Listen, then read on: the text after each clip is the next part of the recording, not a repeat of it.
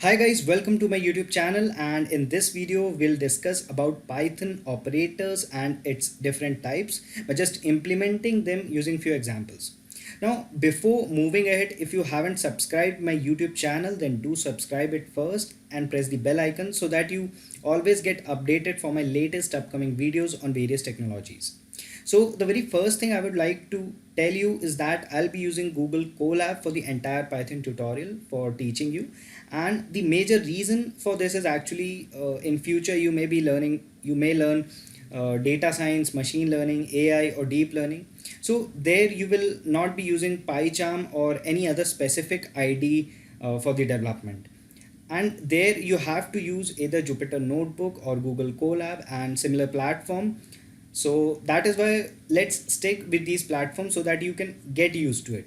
Even if you are not going to learn ML data science, so you can work with Colab, the syntaxes and all, everything is same, and believe me, you are going to learn a lot with me. Other reason is I can easily share these Colab notebooks with you all, and you can refer to these notebooks along with the codes whenever you want.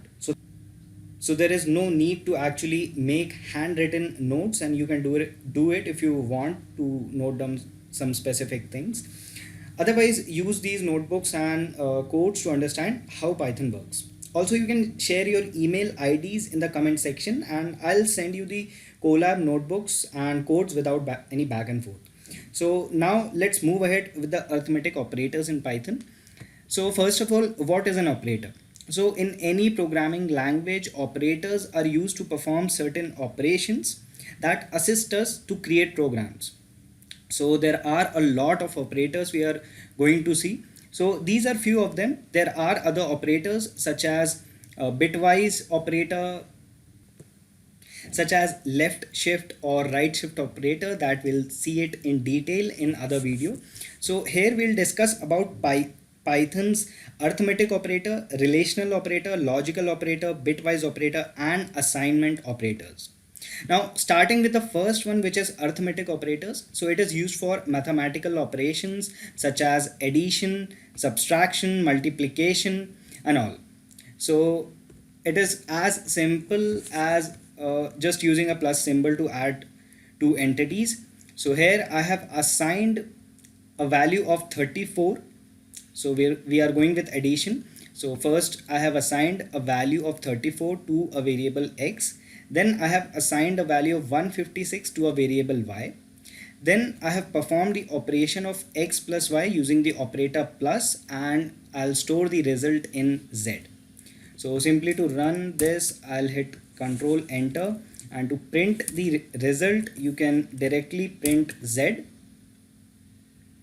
and we'll get the answer as 190. You can also use print to print the result. So both works in the same way. So this is the addition operator. It is very simple. Then comes the subtraction operator. So here I have assigned the value of 235 to x, 109 to y, and simply I have put a minus symbol, minus operator between them, x and y, and stored the result in z. Now I'll run this, and now I'll print the result, that is z, and I'll get the result as 126. That is 235 minus 109 is 126. Now coming to the division operator, so we use this slash for dividing two variables or numbers in programming. So I have assigned these two values, that is 510, and simply used the operator x slash y. So it will divide both these numbers. So 500 divided by 10 is 50. So I'll get the result as 50. I'll print z. So the result is 50 over here.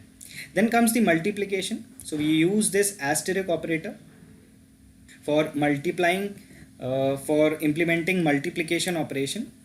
So I have given 20 and 6 to x and y, and now I'll hit enter. I'll print z as the result. So I've taken different values for every variable because just I like it changing the numbers, so I'll not go with same numbers again and again. So here the result is 120, that is 20 into 6 is 120. Then comes the modulus operator. So you might have heard of this, or maybe you are as the result. So I've taken different values for every variable because just I like it changing the numbers, so I'll not go with same numbers again and again. So here the result is 120, that is 20 into 6 is 120. Then comes the modulus operator. So you might have heard of this, or maybe you are hearing it for the first time. But modulus operator actually gives you the remainder of the division. So here 17 divided by 5, so 5 3s are 15 plus 2 is 17, so here 2 is the remainder. So this modulus operator will give us the result as 2. So this is the role of modulus operator. Now coming to the exponential result, so this is simply 3 raised to the power 2, and when we'll print 3 raised to the power 2, we'll get 3 square, that is 9, that is 3 into 3. So we can change the value also.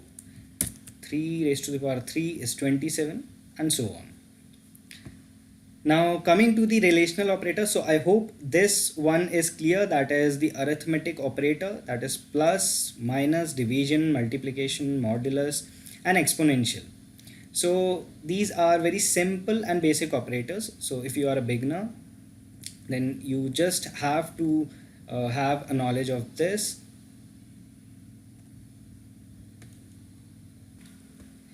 Now coming to the next part, which is relational operators. So we use the relational operators for comparing two values, and the return type of relational operator is either true or false depending on the condition provided. So here x is 98, y is 57. The first one is greater than symbol. So x is 98, y is 57, and we are checking that whether x is greater than y and storing the result in z variable. So I'll hit control plus enter and we'll get the result, but we have to print z because the result is stored in z. So when I'll print z over here, so we'll get true, that is x is greater than y, that is 98 greater than 57. Similar is the case with other operators, that is relational operators also. So here we are checking that whether x is less than y or not. So you know that 98 is not less than y, so it should return the result as false. So I'll print z and the result is false. Now this equal operator will check whether both the numbers are equal or not. So when we'll print z, it should give the result as false. So yes, the result is false over here. Now coming to not equal to operator, so it is checking whether x is not equal to y or not, and then storing back the result of this operations in z. So now when we'll print this, we'll get the result as true. That means that 98 is not equal to 57. Now coming to the next operator, that is greater than or equal to. So here greater than or equal to symbol will check whether 98 is greater than or equal to 57. So the result should be true, and again we'll get the output as true. Now comes the less than or equal to operator. So it will check whether 98 is less than or equal to y, that is 57 or not.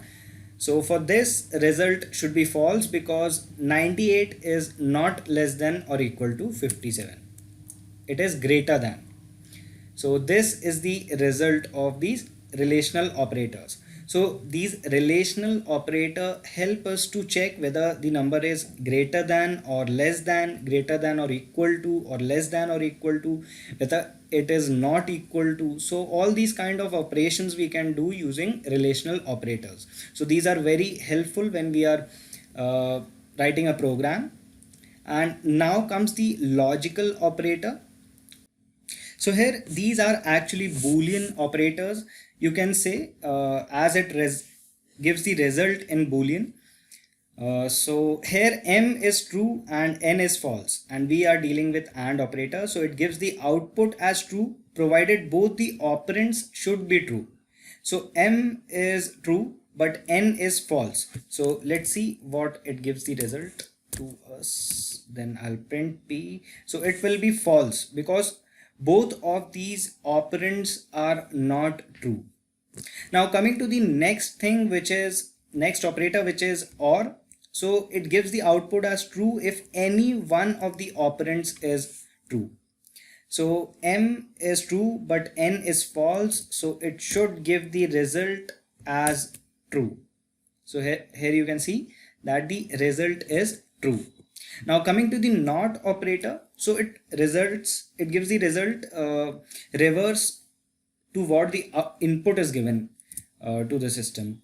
So if m is true, the result of not m will be false, and if n is false, then result of not n will be true. So here we have used not n and n is false, so the result should be true. And here you can see the result is true, and if we'll use m over here, not m, so m is true, so not m will be false. So let's print this, so it is false. So this is about the logical operators. Now coming to the bitwise operators, so we actually use these logical operators symbol while calculating bitwise operators. So here I have attached the the table of the results of few bitwise operators and for x and y. So you need to remember these operations. Only then you can perform further operations, or you can say the complex operations. So if x and y are having 0 and 0 as the input, then x and y will be 0. X or y will also be 0. So we'll see one by one. So for this x and y, 0 0 produces 0, 0 1 will be 0, 1 0 will be 0, and 1 1 will be 1. That means if both the operands are true, it will result, the result will be true. And then coming to x or y, so this is the OR operator. So 0 0 produces 0, 0 1 produces 1. That means any one operand, if any one operand is true, then it will result the output as true. So 1 0 will be 1 and 1 1 will be. Now coming to XOR operator, so this symbol is of XOR. So 0 0 will give 0, 0 1 will give 1, and 1 0 will give 1, and 1 1 will give 0. So if the operands have equal value, then the result will be 0. And this is not, so 0 of x, not of x. So when the value is 0, it will give 1, 0 1. For 1 it will give 0, for 1 it will give 0. Same goes for y. So it is just the reverse of whatever is provided. Now coming to the practice part. So you already know it helps to perform bit by bit operations using zeros and ones.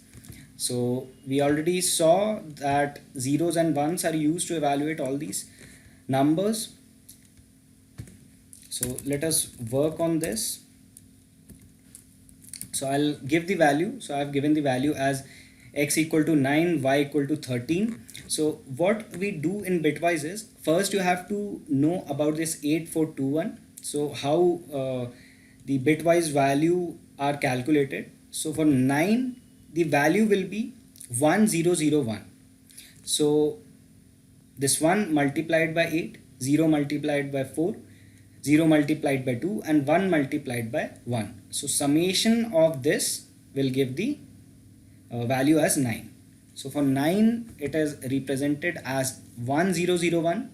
Same is the case with 13. So 8, 1 into 8, 1 into 4, 8 plus 4 12, then 0 into 2, 1 into 1, and addition of all these will give 13 as the value.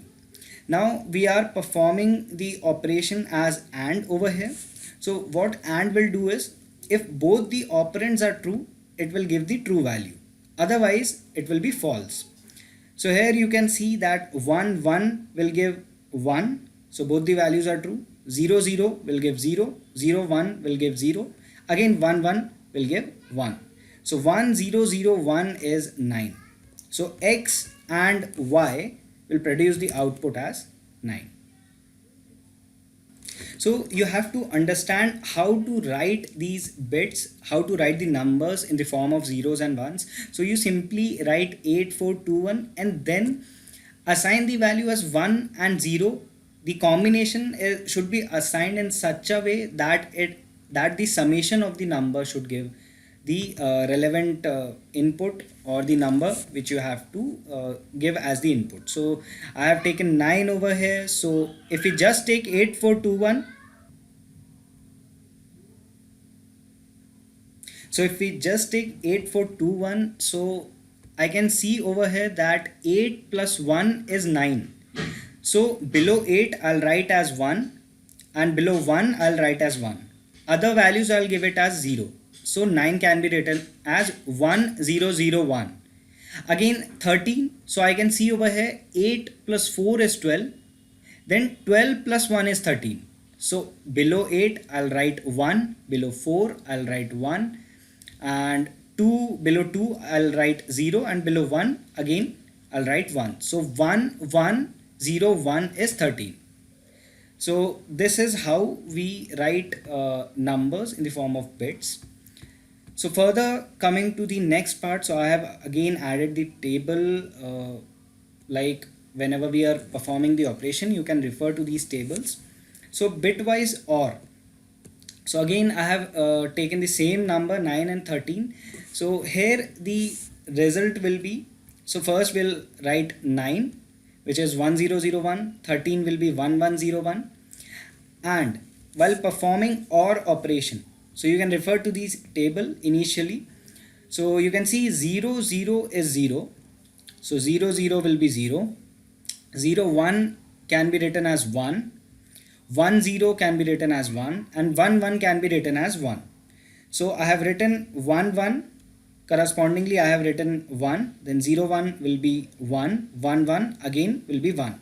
So the output should be 13, because when we multiply 1 by 8, 1 by 4, again 1 by 1, 0 by 2, and we do the summation of all these corresponding values, we get 13 as the output of OR operation. So I'll hit run and we'll get the output as 13. Now the next operation is bitwise complementary operator. So what complementary operator does is it actually flips the number. If it is 0, it will output as 1. If it is 1, it will output as 0. So we have the number as 13. So 13 we can write it as 0 0 0 0, then 1 1 0 1. And then after flipping the bits, the result comes as 1 1 1 1, then 0 0 1 0. And when we'll print this number over here, so I hope y is 13 over here. Okay, y is 13 over here. So when I'll print this 1 over here, it should give the result as minus 14. So yes, minus 14 is the result. So I'm not elaborating bitwise complementary operator over here because we need to calculate 1's complement, 2's complement over here. So that I'll be explaining in another video about the complementary operator, where we'll see about 1's complement, 2's complement, and then you'll get to know how it is calculated as minus 14. So for now I'm leaving this and we'll move on to the XOR operator. So what XOR gives us is, this is the XOR operator, and when it is 0 0, it will give the result as 0. When it is 1 1, it will give the result as 0. So when the operands have the same bit value, it will give the result as 0, and when any of the value is 1, then it will give the result as 1. So 0 1 is 1, 1 0 is 1. Now coming to the numbers part while implementing, so what it should give the result as, so 9 and 13 again the same numbers, 1001 and 1101. So in XOR, if there are same operators, it will give the result as 0. So 1 1 will be 0, 0 0 will be 0, 0 1 will be 1, and 1 1 will be again 0. So what is the value for this? Correspondingly, we'll multiply it by 4. So the output should be 4. So X XOR Y should be 4. So here we get the result as 4. So I hope these bitwise operator, logical operator and relational operator is clear. Next we'll move on to assignment operator. So what is assignment operator? So whenever we have to assign a value to a variable, assignment operators are used, and there are various ways to assign a value. So we can add it and assign a value, we can subtract it, we can multiply it, divide it, perform modulus operations. So all these operators I'll be letting you know about this. So now coming to this equal operator, so it is very simple operator that we always use for assigning a value. So here I have assigned a value of 1023 to a variable x, and now let us print this value. So here we get the output as 1023. That means x is assigned with a value of 1023. Now what we can do is we can use this operator plus equals to. So x has the value of 1000, and I have used the different numbers over here. So x has the value of 1000, y has the value of 7. So when I'll write this x plus equal to 5, so it will act as x equal to x plus y, and the result of x plus y will be stored in x. So it will take the values from above, and the result should be 1007. So I'll run this and we get the output as 1007 over here. Now again, this minus equals to operator works in the same way as plus equals to. So here the change is the operation will be x minus y. So x is 328, y is 8. So x minus equal to y will give us the result as x equal to x minus y. So x minus y, the value of x minus y will be stored back in x. So let me run this and have the value of x. So 328 minus 8 is 320, and we get the output over here. Now the next operator is into equal to.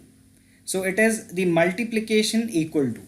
So x is 1000, y is 7. So x into equal to y should give the value as x into y. So x equal to x into y, and the value of x into y will be stored back in x. So we should get the result as 7000, and here we get the result as 7000. Now the next operator we have covered plus equals to, minus equals to, multiplication, that is into equals to, then divide equals to. That will simply do the division operation of the right and the left operand. The right one we'll give it as y. So x is 45, y is 9. So x divided by equal to y. So this will be x equal to x divided by y. So the value of x divided by y will be stored back in x. So now we'll print it. So it will give us the result as 5. So 45 divided by 9 is 5. So remember, x is divided by y. It is not y divided by x. So in multiplication it is fine that if y is multiplied by x or x is multiplied by y, it will give the same result. But remember, if we are using this minus equals to, So it is the left hand side operator minus y, and when we are using this divide operator, again left hand side operator, then the left hand side operand, and then the operator, and after that the right hand side operand. So this you need to remember. Now coming to this modulus operator, so it will just give the remainder. So x is 60, y is 7, so x modulus equal to y. So let us see what is the result. So 60 divided by 7. So first 60 is divided by 7. So when 60 is divided by 7, we get 56, and 4 is the remainder. So x is assigned with the value of 4. So you need to remember x is assigned with the value of 4, not y. So it is like when x equal to x modulus of y. So x modulus of y over here will get the result as 4, and it is assigned to x, and then we print it. So I hope you got this. And the next one is this double slash equals to. Now let us see what it does. So x is equal to 100, y is equal to 7, and x double slash equal to y, and now we'll print the value of x. So here we get the output as 14. So what it gives the result is 100 divided by 7. So 7 into 14. So the result of 7 into 14 plus the remainder. So it will give us the, so here we get the quotient as the output. So when we divide 100 by 7, we get, if we break it, so it will be 7 into 14 plus, so 7 into 14 is 98. Get the result as 4, and it is assigned to x, and then we print it. So I hope you got this. And the next one is this double slash equals to. Now let us see what it does. So x is equal to 100, y is equal to 7, and x double slash equal to y, and now we'll print the value of x. So here we get the output as 14. So what it gives the result is 100 divided by 7. So 7 into 14. So the result of 7 into 14 plus the remainder. So it will give us the,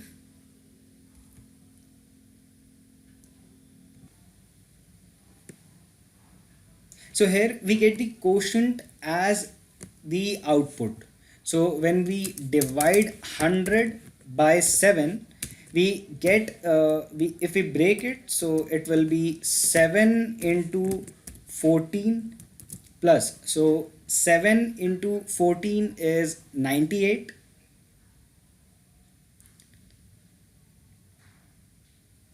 and then 2 is the remainder. So this is the quotient that we get over here as the output. Remove this. Now I'll go to the next operator, which is double, asterisk, and equal to. So x is 2, y is 3, and here we give the operator. So again keep in mind the x and y operand. So here the result should be 2 cube, that is 8. Now we can change this also. I'll keep y as 4, and now the result should be 16. Yeah, so it is 16.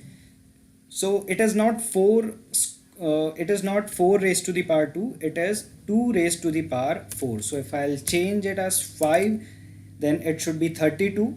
So see, 2 raised to the power 5, not 5 raised to the power 2. So remember. Now the next one is the operator ampersand equal to. So it will simply perform the ampersand operation. So instead of 1000, we'll give it as 10 and 7. So here instead of plus, ampersand should be there, and I'll add ampersand, and now I'll print. So we'll get the result as 2. So you can uh, take out the value of these numbers in bits. So 10 is actually 1010, and similarly you can uh, give the 7 value and you can apply the operation. So previously we have discussed about it, so I'll leave it for you to try it out. Now coming to the or equal to operator. So again here you have to remember that x, it will be x equal to x ampersand y. That is, the result of x and y will be stored in x, right? So now the next one is x, that is or equal to, so it is same as above. So here the result will be stored in x, and for x or y. So for this operation, that is x or y, the result will be stored back in x. So let us implement this and we get the result as 9. So this is about the assignment operator. So there are bitwise operator, and there are more operators. One's complement, we take out two's complement. So that we'll discuss in further videos. And so finally, this is all about the basic operators and that we use in our Python programs. And I hope this video was very informative for you. Then if you like this video, please do hit the like button. And also if you want me to make a video on a specific topic that you want to learn, then do comment below in the comment section. And thank you very much for watching this video, and see you in the next one.